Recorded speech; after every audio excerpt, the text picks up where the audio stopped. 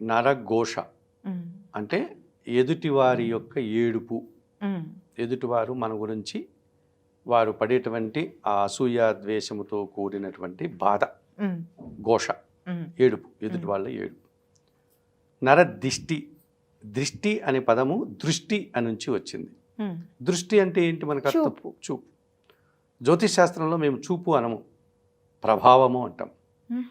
కొంచెం మనుషులు గన సాధారణంగా కాకుండా, సహజంగా కాకుండా, అసహజంగా, అసాధారణంగా చూస్తే అది చూపు మాత్రమే కాదు, ప్రభావం.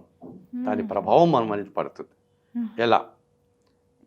మీరు ఒక ఇల్లు కట్టుకున్నారు, ఇంటి పని ఎంత అయిపోయింది, ఒక మంచి ముహూర్తంలో గృహప్రవేశం చేసుకున్నారు, ఒక సత్యనారాయణ వ్రతము, లక్ష్మీ గణపతి హోమం చేసుకున్నారు, అయిపోయింది. అందరికీ భోజనాలు పెడదాం అనుకున్నారు, బంధువులకి మిత్రులు అందరూ వచ్చారు, భోజనం చేసి వెళ్తున్నారు. మీ దగ్గరకు వచ్చి ఇల్లు చాలా బాగుంది, అది బాగుంది, ఇది ఇంటీరియర్ డెకరేషన్ బాగుంది, ఇది చాలా కిచెన్, ఓపెన్ కిచెన్ బాగుంది, ఏదో అందరూ చెప్పిపోతున్నారు, సంతోషంగా ఉంది.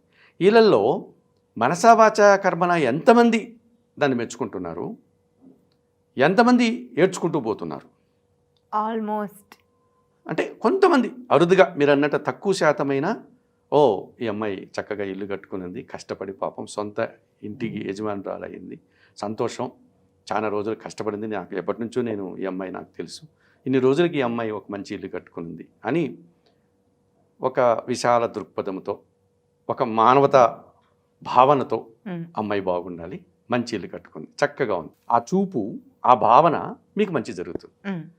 అలా కాకుండా ఈ అమ్మాయి ఇల్లు కట్టుకోవడం ఏంటి, నేను ఇంకా కట్టుకోలేకపోయాను, అమ్మాయి నాకంటే చిన్నది, ఈ అమ్మాయి ఎట్లా కట్టేస్తుంది, నేను ఇంత సంపాదిస్తున్నాను కట్టుకోలేకపోతున్నాను అని వాడు ఎప్పుడైతే మీతో పోల్చుకుని మీరు కట్టుకున్నారని బాధపడుతూ చూస్తున్నాడు చూడండి, చూపు, ఆ చూపు అది చెడు ప్రభావాన్ని కలగజేస్తుంది.